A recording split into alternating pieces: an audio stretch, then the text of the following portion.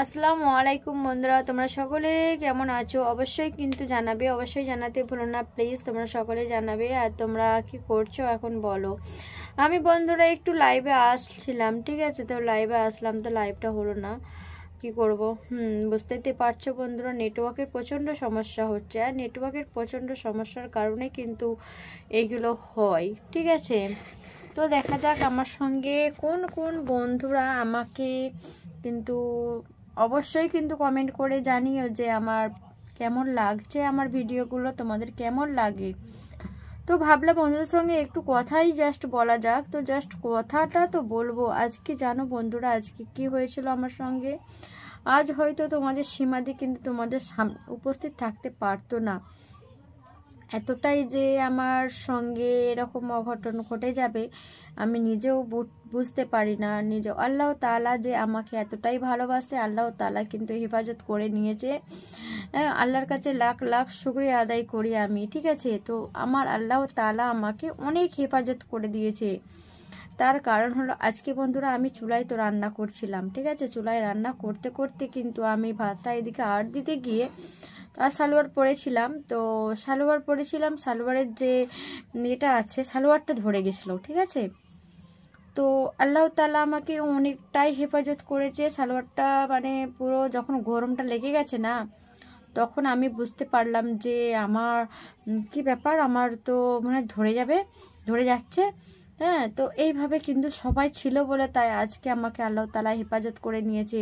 নইলে যে কি হতো আমি নিজে বুঝতে পারছি না। কিন্তু আর যেটা সালোয়ারটা যেটা পরেছিলাম সেটা কিন্তু ছিল বন্ধুরা, কি বলবো, টেরিকটের যেটা বলে, সেটা শিফন না টেরিকট, সেটাই ছিল। সালোয়ার পরেছিলাম। শাড়ি যদি পরে থাকতাম তাহলে হয়তো কি হতো, শাড়ি পরে থাকলে হয়তো শাড়িটা খুলে ফেলে দেওয়া যেত। কিন্তু সালোয়ার পরেছিলাম, সালোয়ারটা পুরোটাই গায়েতে মানে বসে যেত, কিচ্ছু করার ছিল না। আল্লাহ তাআলা যে আমাকে এতটাই হেফাজত করে নিয়েছে, এতটাই যে আল্লাহ তাআলা আমাকে ভালোবাসে তার প্রমাণ কিন্তু আমি আজ পেয়ে গেছি। আল্লাহ যা করে সব সময় কিন্তু খুব খুব ভালোর জন্য করে। আল্লাহর কাছে শুকরিয়া আদায় করি যে আল্লাহ পাক আমাকে হেফাজত করে নিয়েছে। নইলে যে কি হতো আমার, আমি কিছুই ভেবে পাচ্ছি না, ভেবে উঠতে পারছিলাম। তো সেই থেকে আজকে কোনো ভিডিও দিতে পারলাম না, ঠিক আছে? এতটাই মানে শরীরটা যেন কিরকম করছে, ঠিক আছে? তো সেই জন্য একদম পারছিলাম না। মানে কি বলবো।